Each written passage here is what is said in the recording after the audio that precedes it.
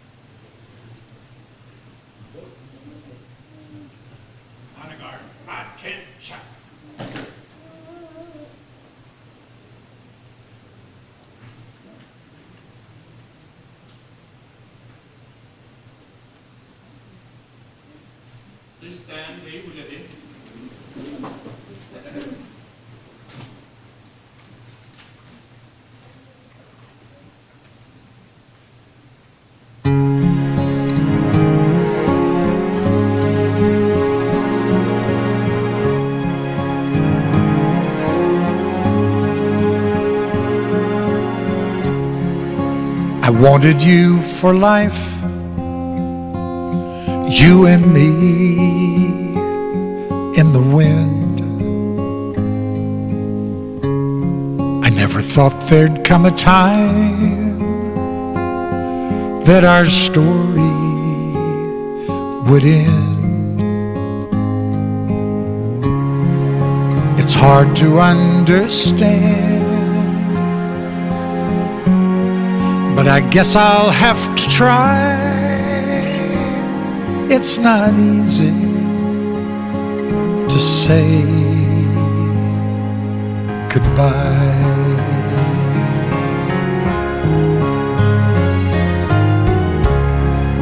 For all the joy we shared, all that time we had to spend. If I had one wish, I'd want forever back again. To look into your eyes and hold you when you cry. It's not easy to say goodbye. I remember all those great times we had. So many memories, some good, some bad. Yes, and through it all, those memories will last forever.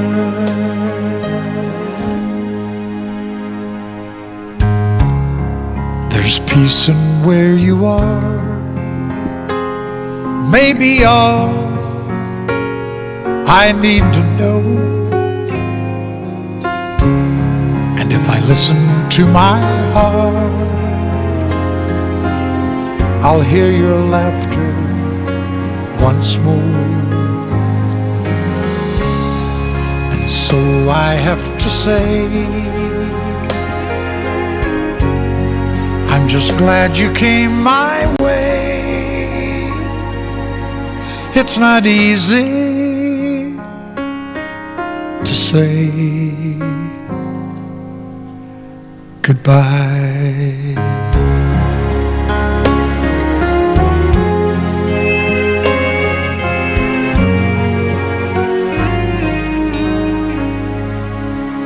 Goodbye.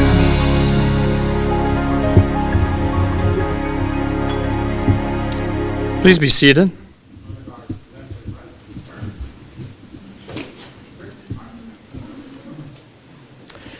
The song we heard is Goodbye by Kenny Rogers. Love the song. I wish it said, till we meet again. I wish to thank all of you for your presence here today.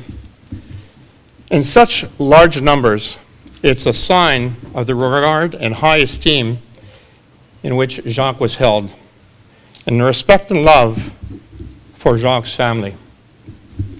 First, I wish to thank Jacques' family for asking me to participate in this celebration of his life. We have come here to support you. Through our attendance, you who were closest to Jacques. Jacques was a husband, a father, a grandfather, a great-grandfather. He was born here in Ottawa on July 12, 1938, and regrettably he passed away here in Ottawa on the 23rd of October of this year. These two dates will be remembered by his family and his loved ones. Today, with Jacques' family, we mourn to support you, and we mourn with your loved ones. We are here to remember and celebrate the memorable moments of his life. The days between his birth and his passing, all the good memories that he created for us, all the remarkable things, events and places and times that we shared with Jacques. Friends and colleagues shared with him. Moments that marked his life, a life that was well lived. These are the memories that those who loved him and knew Jacques will cherish forever.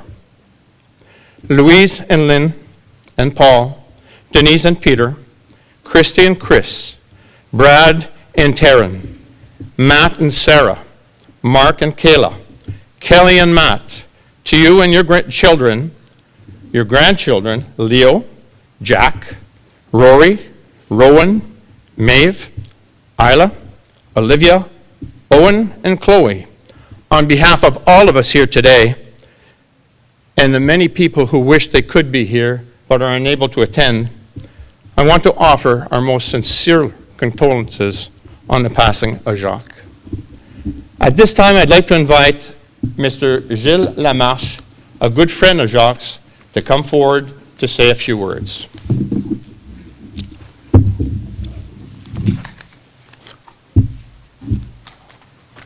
Merci, thank you. Bonjour. Hi, everyone. I met Jacques 35 years ago. I didn't know him before, and we became really, really good friends. We shared many moments together, so many that I'm so sorry to see Jacques go.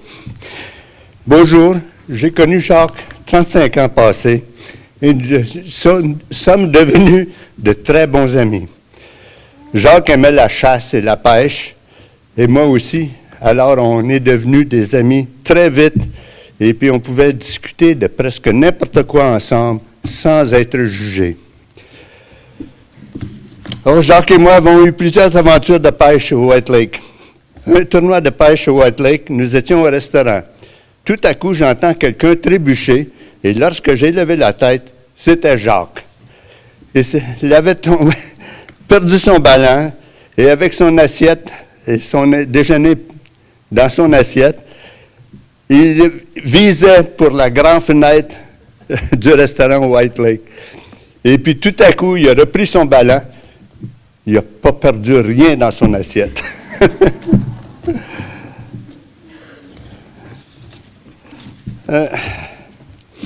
On my first tournament with Jacques at White Lake, a fishing tournament, we were at breakfast, and all of a sudden I hear someone trip.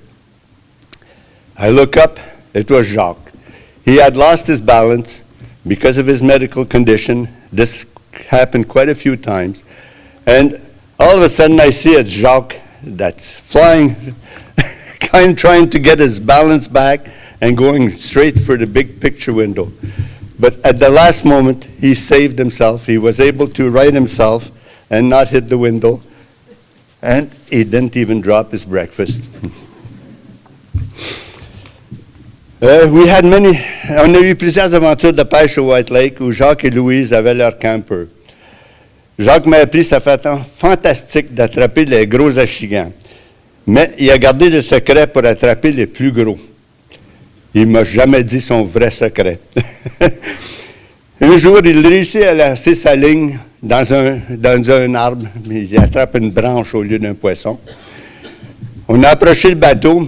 Jacques a dépris sa ligne. Puis, en repoussant le bateau, Jacques splash à l'eau. Puis, l'eau était froide. C'était une journée très froide. Jacques a rembarqué dans le bateau. Il n'y avait pas d'échange de linge. Moi, sur le bateau, j'avais quelques morceaux de linge. Il a emprunté ça, il a mis ça, puis on a continué la pêche. Et puis, on a eu une très bonne pêche. On a gagné le tournoi. Une journée, on était à la non, c'est maintenant mon tour en anglais. One time, we're fishing close to shore, and Jacques got his line tangled up in a tree. We got the boat closer, and Jacques untangled his line. Then all of a sudden, he's pushing the boat away, and I see him splash, slow motion, right into the lake. And it was a cold day. He had no exchange of clothes, and we were in that tournament for bass fishing, and we wanted to win. So I had some old clothes on the boat. He wore those, and he was able to finish the day, and of course, he won the tournament. Eh? This one, I don't think even the children know about this one. One Saturday, we were at my cottage. Jacques and I decided to go to get some cheese curds at the village. Louise will remember this very much. The girls, Louise and Monique, my wife, asked us to get them some Mars chocolate bars. So at the village, we decided to go for a beer, and after we went to the store, bought the curds, and we forgot the chocolate bars. Well, the girls never let us know this, never let us forget this for a long, long time. Jacques et moi étions au chalet une journée, et puis avec Louise et Monique, mon épouse, et puis on voulait aller pour chercher du fromage, des queues de fromage au village. Les dames nous ont demandé de leur acheter des barres de chocolat Mars. Fait que Jacques et moi, on va au village, on décide d'aller prendre une bière à l'hôtel, et ensuite, on va au magasin acheter les curds, mais on oublie les Mars bars. Ils nous ont jamais laissé oublier ça. Jamais, jamais.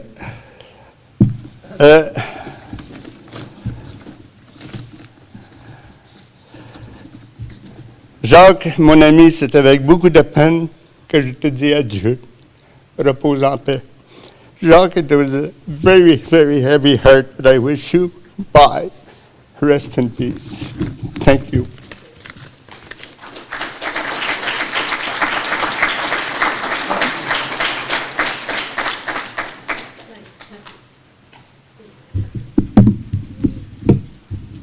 Merci beaucoup, Gilles, pour ces mots. I now invite Matthew Thomas, one of Jacques' grandchildren, to come forward, say a few words on their behalf.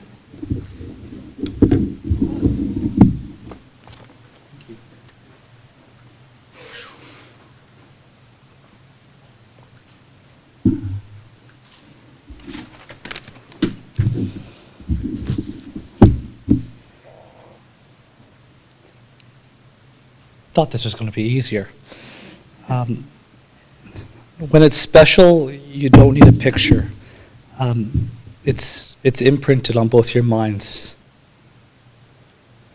Every time you close your eyes, you can see it so clearly.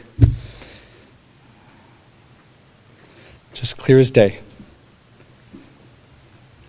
And one day, Jacques Delorme handed a little uncoordinated left-handed boy a hammer. You can't hear me very well, can you, Nana? We're going to have to Lysol this afterwards. My name is Matthew. I'm the middle of 5 grandchildren. That is better. Can you hear me in the back now? A thumbs up? Yeah. Okay, good. I'm honored to be able to be up here today to share a little with you about what Jacques Delorme, or Gramps, meant to both myself and his other grandchildren. Pride. Gramps had so much pride in all of us. It was mostly just by his presence that it was felt. The last couple of weeks, I talked to Brad and Christy and Mark and Kelly, and I had asked them, like, what do you remember? What sticks out? And Christy was telling me about her job, that she had her first job, and Gramps would just show up at the mall. He wasn't there to buy women's shoes, at least I hope not. Once or twice, if that's his thing, so be it. But for myself and Brad, I know Gramps would show up at Canadian Tire when we were working there. And then anytime we had activities, he'd be standing at the end of the hockey rink, usually the opposing end's team, if I recall. He'd just appear there. And sitting on the sidelines of soccer fields as well. Him and Nana would just have their fold-up camp chairs there. You always felt this pride without him ever looking for anything from you. He was just happy to be there, seeing you do something that made you happy. And he had pride in his great-grandkids too. So many of them now, it's hard to keep track. But I can speak for myself, and being that we only lived 5 minutes away from Hatfield, so we spent a lot of time biking over there, walking over there in the summer, and having the kids get up in his arms, and he was so happy. And again, for the first great-grandchild he ever had, Christy telling me there was no chance, and there's no chance that he was about to give up Leo to Nana. He was just so smitten holding Leo. Pictures aren't showing anymore, but when I sat down, the first thing I realized is, it's his smile. That always captured you. He was always smiling. He always wanted to make others smile as well. Whether or not he was plotting some sort of maniacal joke or gag, or trying to find that line of what's acceptable and just crossing it, seeing if you could push your level of acceptable. As the standards, like having 2 bathing suits on at the same time and pulling one off. There's one of my best friends, his mom, who used to teach aquafit, and she's like, "Oh yeah, I know your grandfather. He almost gave me a heart attack one time because I thought he was taking off his bathing suit in the pool, and the rest of the other women in the pool just about were filing sexual harassment claims." So anything for a laugh. He always wanted to just lighten the mood, no matter what was going on. My dad, I remember he was telling me the other day, the other week, but one time he almost hit my grandfather. I said, "What do you mean he almost hit Gramps?" He said, "Oh yeah, I was coming in the house, and he got down low, waited about at the top of the stairs, and just he stepped in, he grabbed my leg, looking for reaction." He made himself smile. That's all he cared about, at least, make himself smile. He wanted to make memories, both with us and for the grandchildren, to stick with us, to say, we'll bring that along to our own children. Whether that was teaching us how to golf, not well, on my behalf. If it was about playing pool, fishing, of course, always wanted to teach us how to fish. That's another little good one, eh? Yeah, Christy was not a good fisher. So instead, he recommended throwing a grenade in the lake and just scooping them up afterwards. That's efficiency. And then, of course, before you go fishing, you have to go frogging, which he had an incredible skill for. A frog was all you needed. That was it. You put a frog on the line, that's it. You'll catch a fish. Or at least he did. Can't, again, speak for myself, but as Jill said, somehow he had that magic touch. And for myself, again, he tried the woodworking. As a little boy, putting a hammer in my hand and thinking it was smart to behold the nail. I think, this is a good idea. And me, left-handed, bringing the hammer down just enough to right on his thumb. It forever injured his thumb, or at least he said it did. Did it? Yeah, always, yeah. But it was either used then as an excuse for his golf game, or a joke for him and I to laugh about. He meant so much to me. He meant so much to my kids, to my wife. I'm so lucky to have those memories. The first time I said goodbye to him, we had a couple opportunities, which was nice. The first time we said goodbye, I was at the General Hospital. He was still a little bit of delirium. And but he said really clearly, life is too short. You have to enjoy every little moment. And that's what I realized he was doing. He was always trying to enjoy every little moment. He had so much love for us all. A few days before he passed, when he had lost the last of his ability to speak. I was trying to get some sort of response out of him. And finally, after having no luck whatsoever, I said, "Gramps, does your thumb still hurt?" And his whole head went up and down.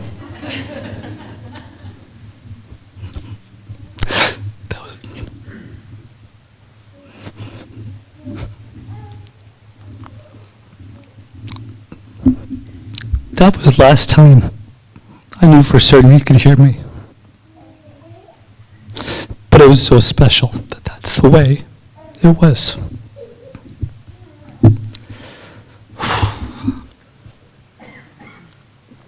Thank you all for being here today. It means so much to all of us.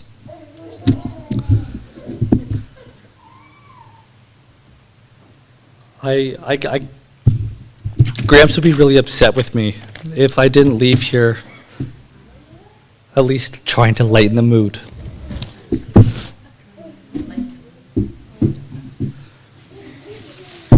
At PetSmart, you can buy for $7.98 a frog.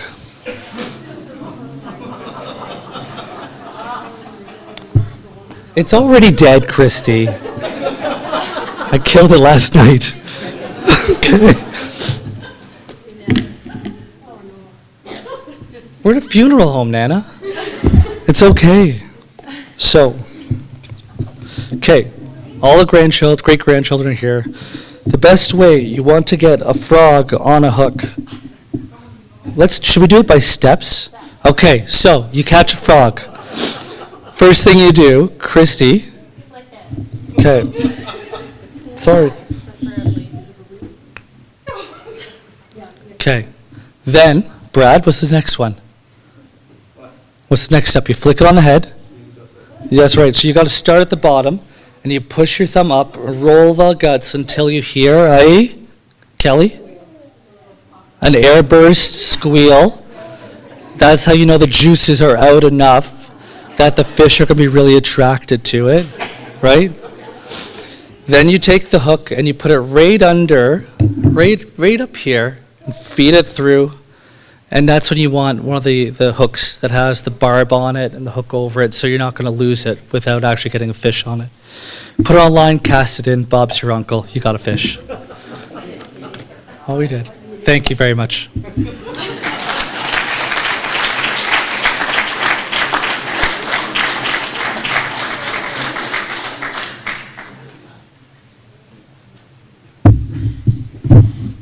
I don't know if we're going to be serious anymore.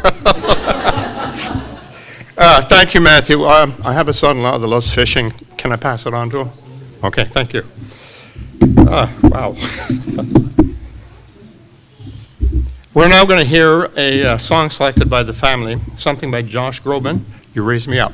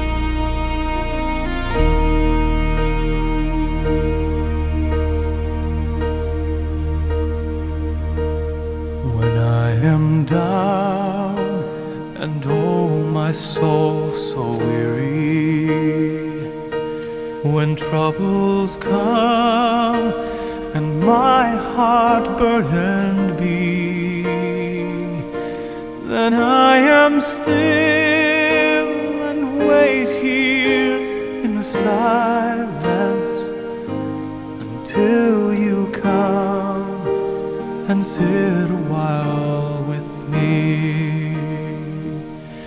You raise me up so I can stand on mountains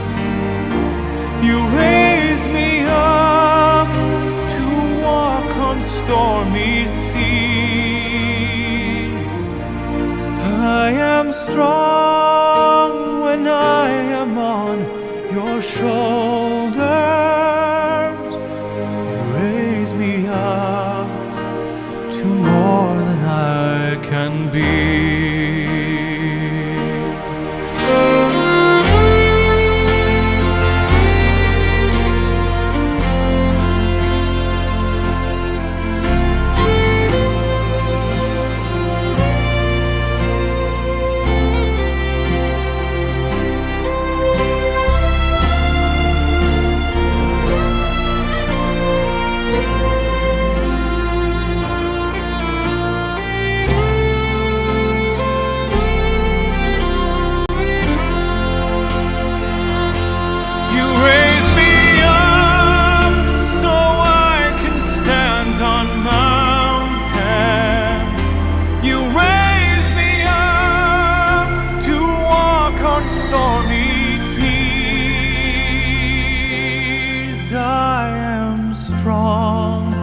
When I am on your shoulders, you raise me up to more than I can be.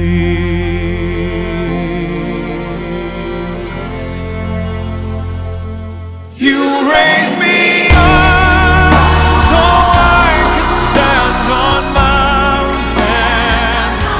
You raise me up to walk on stormy seas. I am strong when I am on your shoulders. Raise me up to more than I can be. You raise me up so I can stand on mountains. You raise me up to walk on stormy seas. I am strong when I am on your shoulders. You raise me up to more than I can be.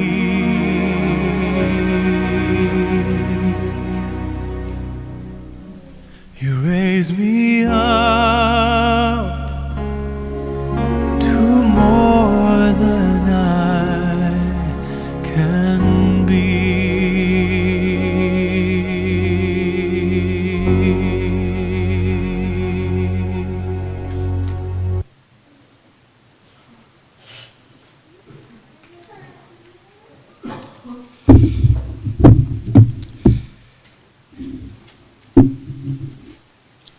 It's my honor to offer, on behalf of the family, the following tribute to Jacques.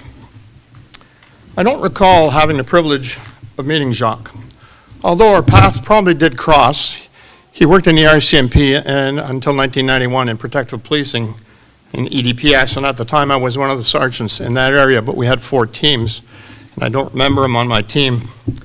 However, if I had had the chance to meet him, based on everything I've heard and read about him, I'm sure I would have enjoyed knowing him. If I were to describe Jacques, I would have to say his life can be described in only 3 words: loving, caring, and selfless. Jacques joined the Army at the age of 18, and after training he was assigned to the Royal Canadian Electrical and Mechanical Engineers. He met the love of his life, a young Louise Potvin, on Beaudry Street, which they shared. They lived on the same street. Both were from Ottawa. They were born in Ottawa. I'd have to say that it must have been love at first sight, because they were married when she was barely 18 and he was 21. As a present, the military transferred him right away to Germany. I would have loved to have a present like that, you know, honeymoon paid in Germany, without a doubt, where he served as a mechanic for the Hussars. It was a heavy tank regiment, and he worked repairing the tanks and other heavy equipment in armored personnel carriers. He was posted there to Zost, and they lived in a private married quarters. In his service, he moved several times, and every time it was into PMQs, which made it easy to move the furniture around because they're all designed the same way. So it wasn't hard for Louise to adapt to the new houses. By the time Jacques was 23, he and Louise had welcomed 2 daughters, Lynn and Denise. So I guess there was nothing to do in Germany. If he had been transferred to Paris or London or something like that, it would have probably been a little later on that he would have kids. In 1961, they returned to Canada, and Jacques and family were posted to Ottawa. With subsequent postings to Petawawa, especially in 66 to 72. While he was posted in Ottawa during the FLQ crisis in October of 1970, Jacques was assigned to patrolling and protecting Parliament Hill. Well, wouldn't you know it, that he got a phone call on Thanksgiving Day to report for duty. So he missed the turkey dinner. And they did not see him until one evening, sometime around Christmas, while he was on patrol with his Jeep. He had a little detour to the street where his family lived, and he showed up for dinner. He wouldn't miss the second turkey dinner without a doubt. He later served at the CFS, which is Canadian Forces something, Mont Apica. I think it's, what's an S stand for? Station. That's smaller than a base, obviously. And it's at the tree line in Quebec, and he was working on the radars there. And then he transferred to Valcartier, where he retired in 1976. In 76, Jacques retired, and having attained the rank of sergeant, he decided to do something totally different in his life, and he joined the Royal Canadian Mounted Police. Following training, he was transferred right back to Ottawa, where he served as a constable in protective policing and executive diplomatic protection section, what we called at the time embassy patrol. And that's, if I had seen him, I most likely, that is where I would have bumped into him. Served for 15 years. He took his full and final retirement in 1991, having served his country with distinction for 35 years. During and after his retirement, Jacques was known to be available to help and to offer advice on repairing things. The knowledge and experience that he gained during his time with the military, served him and his friends very well in retirement. Jacques' career, both in the military and the RCMP, brought him immense pride. He was dedicated to both organizations and made countless friends inside and outside of the services. Having no sons, it didn't stop him from getting involved with young men, and he became a troop leader with the Scouts. Now, not to be undone, Louise, I think, became a district commissioner for the Girl Guides. Okay, good for you. I have 3 daughters. I wish they had been there at that time. He touched so many lives, and he was a compassionate and caring individual. For his years of dedication to the country, both in the military and the RCMP, and his involvement with youth programs, he fully deserves being recognized as a selfless person. As a husband and father, Jacques recognized the importance of family and made every effort to spend a lot of time with his 2 girls. At every opportunity while serving, either in Petawawa, Mont Apica, in Valcartier, or other posts, he took his family camping. He had a soft spot for a number of places. One was Haley Station in Algonquin Park. One was Bayview Lodge Campground on White Lake, which I guess is where you met him. And he taught you how to fish.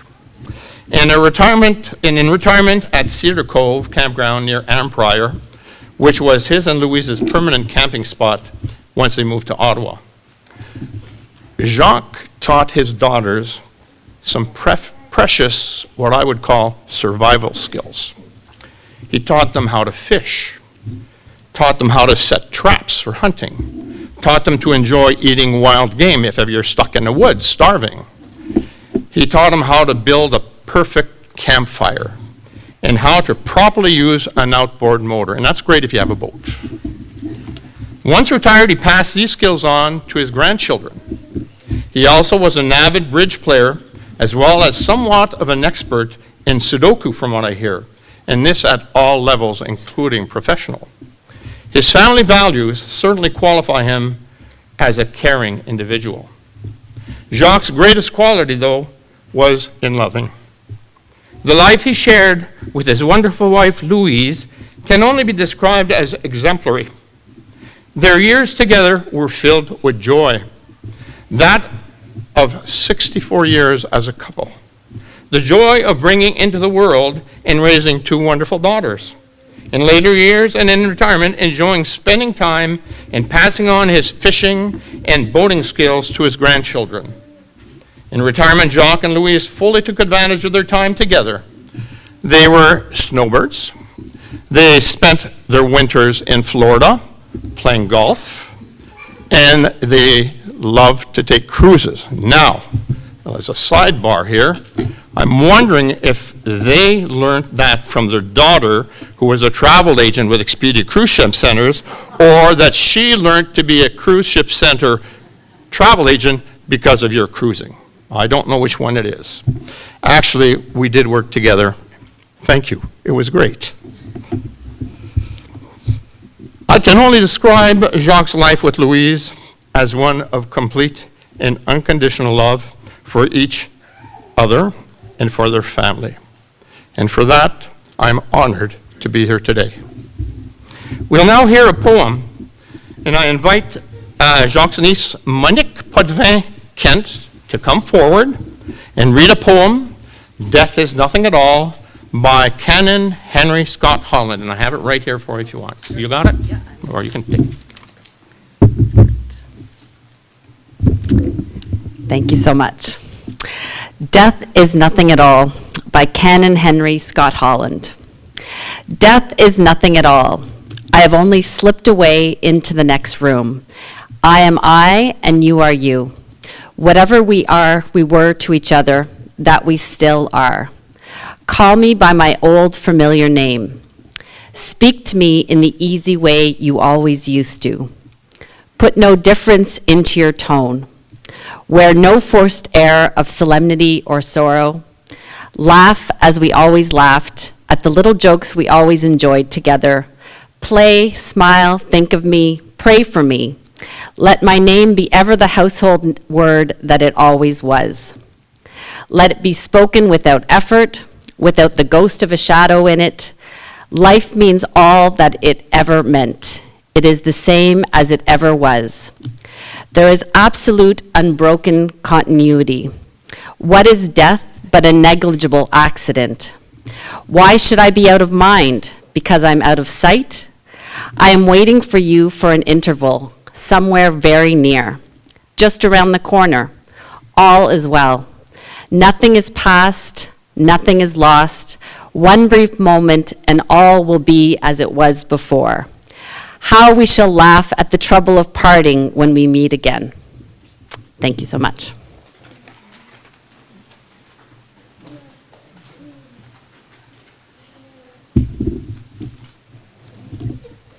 Merci beaucoup, Monique. Thank you very much. Today, in consultation with the Jacques family, I've chosen to do a reading from the Gospel of John. This reading is a teaching that Jesus gave to his disciples, in which he announced that he was leaving them to return to his Father.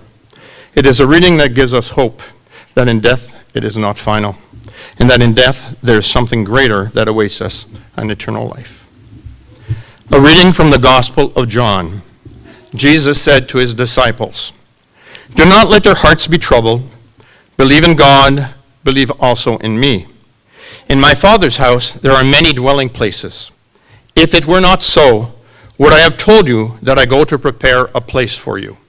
And if I go to prepare a place for you, I will come again and will take you to myself, so that where I am, there you may be also. And you know the way to the place where I am going." Thomas said to Jesus, "Lord, we do not know where you are going. How can we know the way?" And Jesus said to him, "I am the way, the truth, and the life. In my opinion, the qualities that Jacques had in his life, a life of loving, caring, and selflessness, have earned him that to which Jesus promised us. I invite Jacques' granddaughter, Christy Brazeau, to come forward to read a poem by an unknown author. The poem is Your Smile.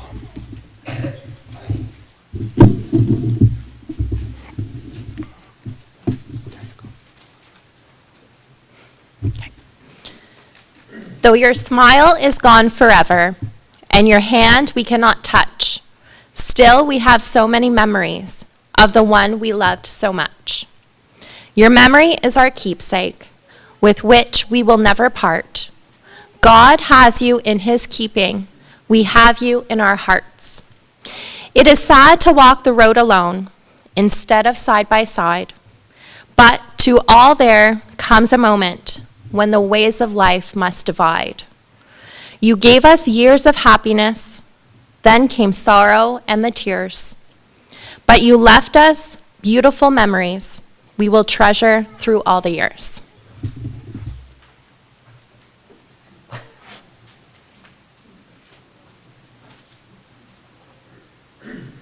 Thank you very much. We will now listen to a final song, The Prayer, interpreted by Andrea Bocelli.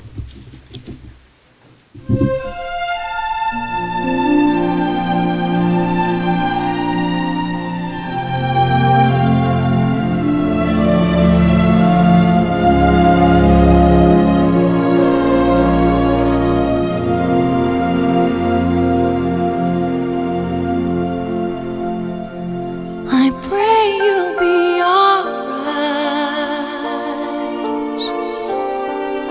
and watch us where we go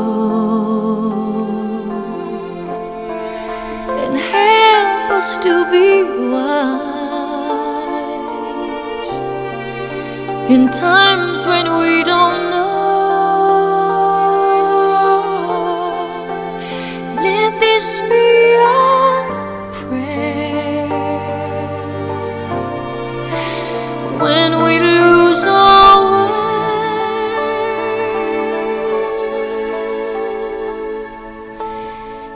Lead us to a place, guide us with your grace, to a place where we'll be safe.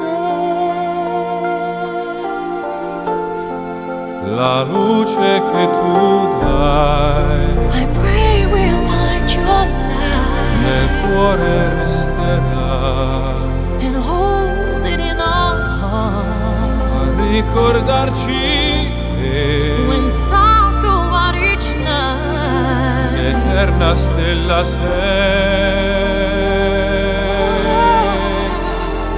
nella mia preghiera. let this be our prayer. Quanta fede c'è When shadows fill our day, lead us to a place, guide us with your grace. Give us faith so we'll be safe. sogniamo un mondo senza più violenza, un mondo di giustizia e di speranza, ognuno di una mano sua vicino, simbolo di pace, di fraternità. La forza che ci dà We ask that life be il kind desiderio che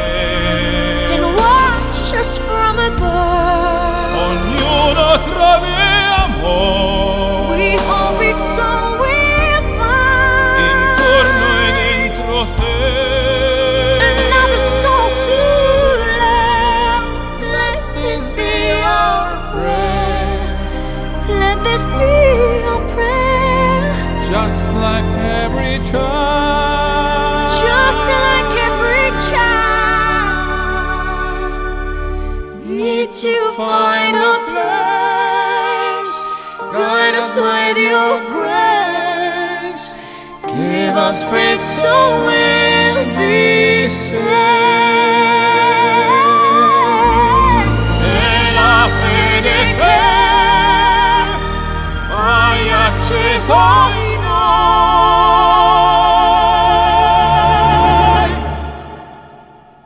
sento che ci salverà.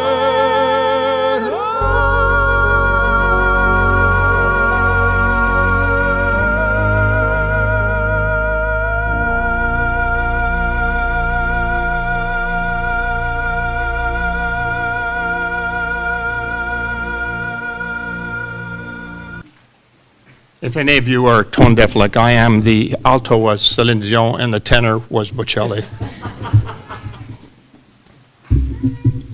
The family asked me to tell you that there will be a private interment in the spring.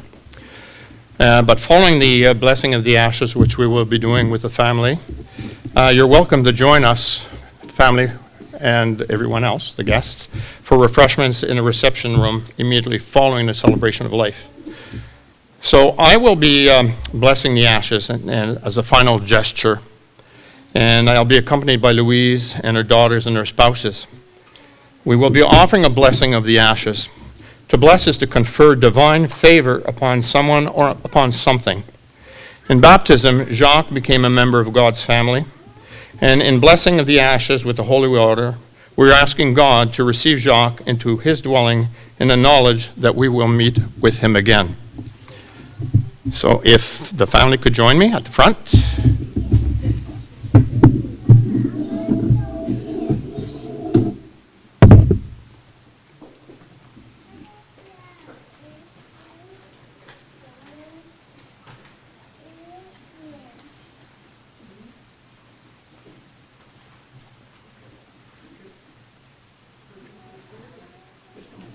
Maybe on both sides.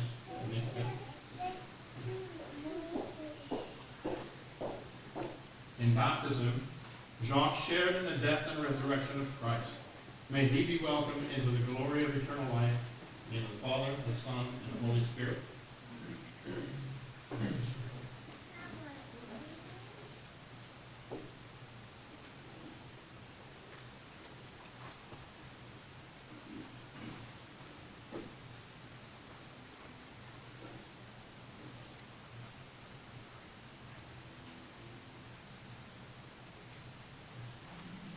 I will now do a blessing of everyone who is present here.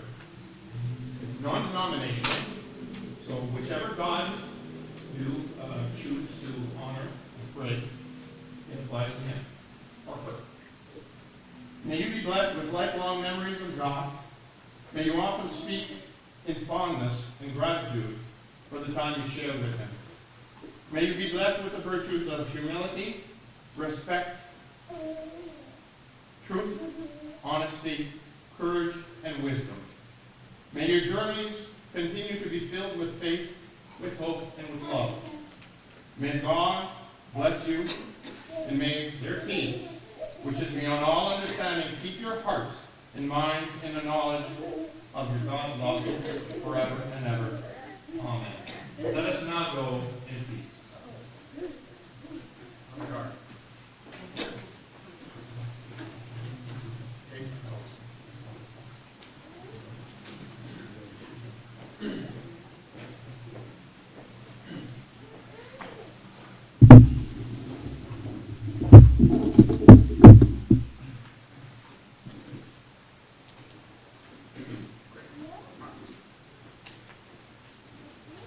Mm-hmm.